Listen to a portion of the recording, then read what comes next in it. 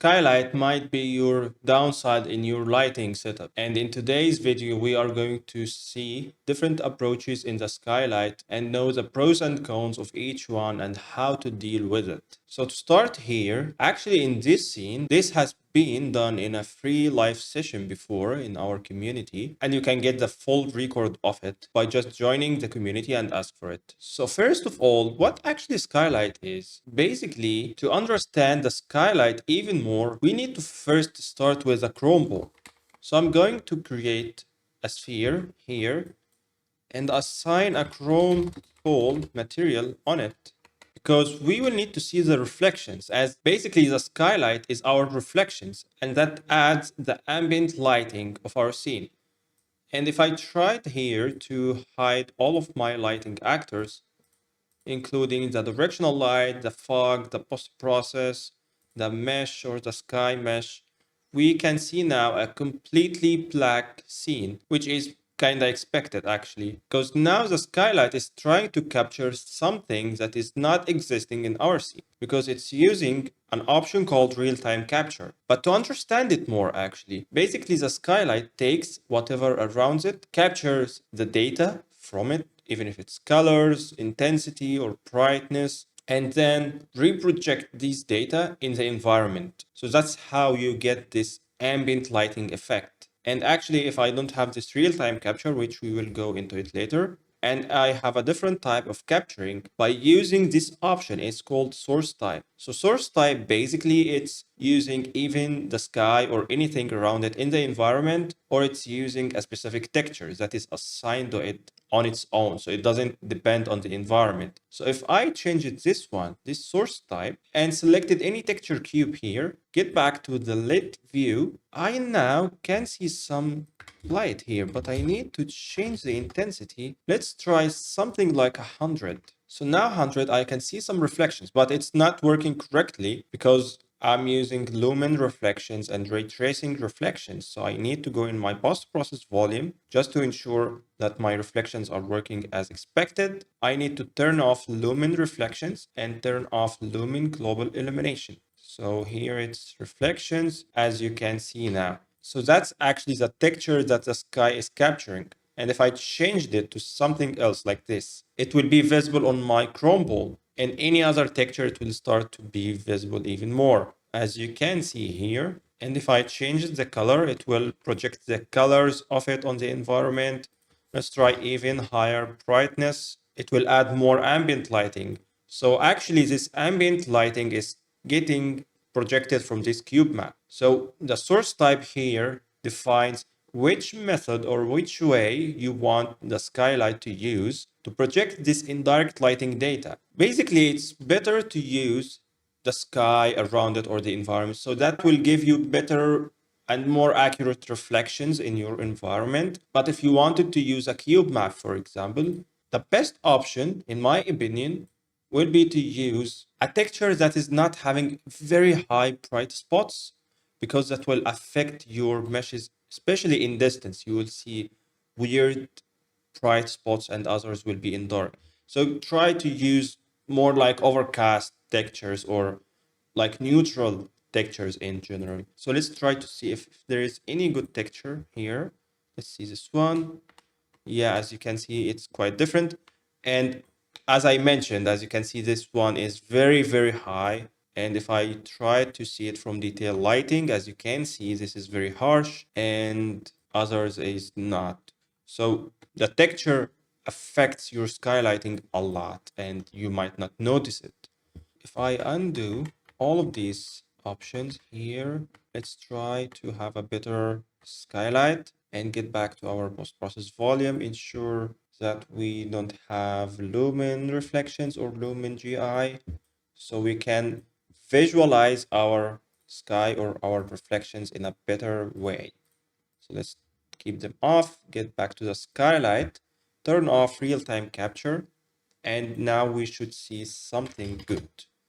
This is now 500, but 500, we can't see it because we don't have our sky. But if we have now our sky and we scroll down here for recapturing, this will make the skylight read the data again. Now this is too bright because I have it too high intensity. This is 3. So now, as you can see, our lighting or ambient lighting is very soft. We don't see very sharp shadows, very high spots, except in some places, which is fine because we can see it in our sky. But if we use a very high contrasty image or texture cube, this will definitely affect our skylighting. So here, how we can actually understand it more. Let's get back to lit view. As we can see, this is now how our sky or reflections work. This is based on our sky, and it's not actually capturing any details except the sky. And that's related to this option, sky distance threshold. This means that after 150,000 unit, I believe it's Unreal unit, which is centimeter, the skylight will start to capture the data after this distance. So it will not capture any data before it. So that's why the skylight, even if it's placed like here, it's not capturing any data around it. But this option could sometimes make our reflections or sky feels it's not capturing anything or it's totally black. And that might be because of our sky box size. Here in this example, it's set to 15,000, so it's big enough to make the sky capture all the details. But what if it's around 150? It's fine for now, but we need to check that by recapturing, and it's still totally fine. Let's try 15. Now the skybox is smaller, and let's see our skylight. It's totally black. Why? Because the size of the sky box is not big enough for the sky distance threshold. So here in this case, I have two options to solve this problem, whether to increase the skybox mesh size or to decrease sky distance threshold. So let's try here to decrease it to 15,000. Now it works because it's not bigger than the skybox size. So what if I want to have even more details? And also, as you can see, you start to notice more details in here. And even if it's lower, let's try 1. Now it captures all the details around it, and this will be affected by its location. So if it's under the ground, and here I hit recapture, now it's capturing everything, and even that affected our skylight. But with real-time capture, it will make it better actually. And yeah, it will have slight differences in the reflection, as you can see, but it's not starting to capturing from a distance of 1. Let's get back to our skybox and make it actually bigger, 15,000. So it's way better in capturing the details. And here in real-time capture, you might use it with the skybox and it gives you an error like that. And your skylight is not working. It's totally black. What you can do here, maybe turn off real-time capture or just keep it on and start to fix it. And how to fix it, it's kind of easy. You can go to the skybox mesh, open the material, go to the master material of it, and here search for is sky. Turn it on, and this mesh now will be tagged as a sky. So the skylight will be able to read it as a sky component. So it will capture the details from it. That's why it works now. Or you can turn it off and depend on recapturing every time you want to have a change in your sky. So it will update with you. But for now, real-time capture is good, and even it's better for performance compared to recapturing, because recapturing takes almost 120 milliseconds to calculate, but real-time capture is not taking that amount of time because it's not doing it every frame or every second. So now we know how to use real-time capture, the source type, the cube map. And here, if you are using a cube map, let's change it now for a cube map. Let's try this one again. And you can here in the source cube map angle, you can rotate it as if you are rotating your sky dome or a skybox. So you can do that if you want to have the reflections from a specific side, or you have a sky and another cube map and you want to match like the highest or the hottest spot in it with the actual sky. So you can do that from here. And regarding the cube map resolution, This is a power of 2 number, so usually good to have it maybe around 256 or 512. Higher than that doesn't have actually really noticeable effect or difference. And even 128 is good for a lot of cases, but be aware of it because this affects your memory and the GPU. So let's set it to 512 actually, and you will see it's more sharp. And even if we try to get back to SLS capture scene, let's take a look into it here. This is 128. It's very blurry. You can see a lot of details, which is fine because it's just capturing the colors, the data, the brightness. So even if it's not very sharp, it's totally fine. But this will affect the reflections as well if you have any reflective surfaces. So if I try to increase it to 512, let's try 512. This will be sharper. You can see more details in here. And it's like actually getting better reflections like ray tracing or so. The intensity scale controls the brightness, how much brightness you want, and the color if you want to override it with a color.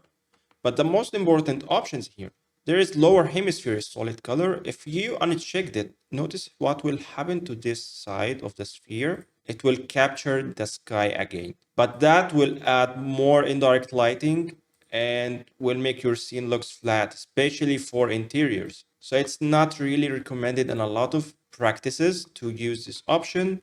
So as you can see now, like this has been very, very bright. It could be good in some cases. You can keep it on and change the color a little bit. So let's try to have it at white color. As you can see, if this is 100, it will be brighter like this. But let's keep it as default, and other options are usually fine to keep them as default.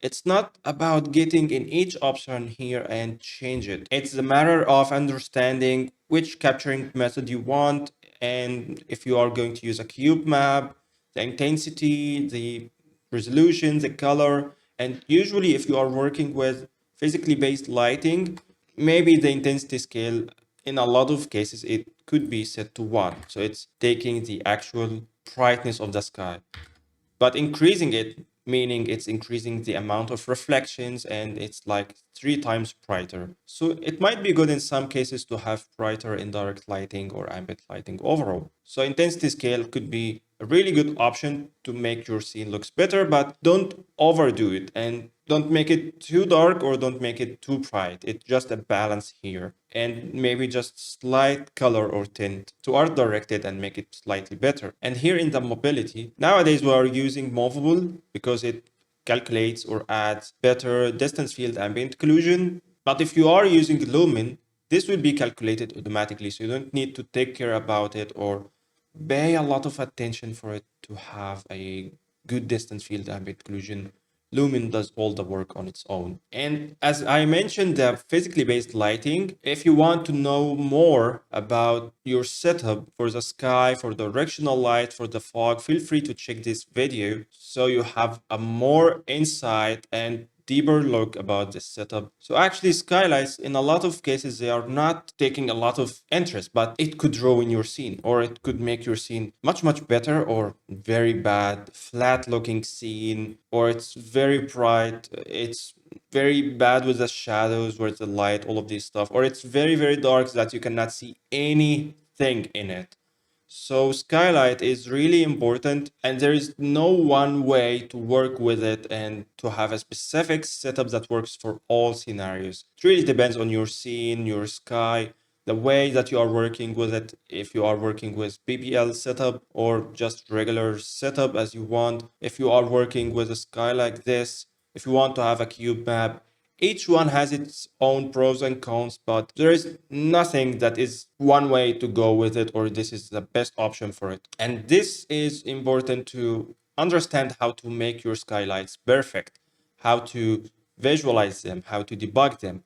And here in the detail lighting mode, it's usually good to have your skylights not too bright compared to the skybooks or vice versa. So I cannot have my skybooks very, very dark, just like this. This is very, very dark. And yeah, Skylight automatically adjusted to it because I have real-time capture. I have it on 100. This is too bright compared to the sky books itself.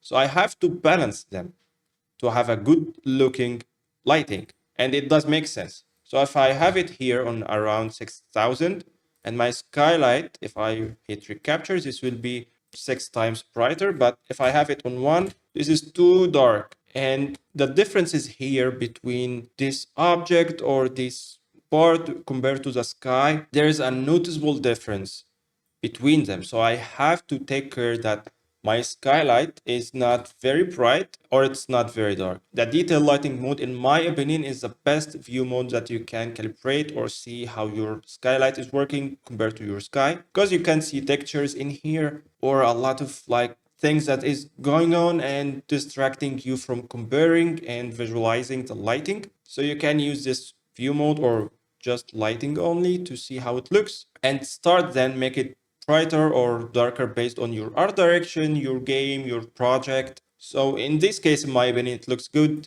but it might be a bit different on your side. So it's totally up to you. But as mentioned, you need to understand how it works like that so you can do whatever you want in it and make it perfect. Let me know what are your thoughts about the skylights in the comment section below, and don't forget to join our Discord community for any upcoming sessions like this when we relight a scene from scratch. And thank you so much for watching this video. See you next time.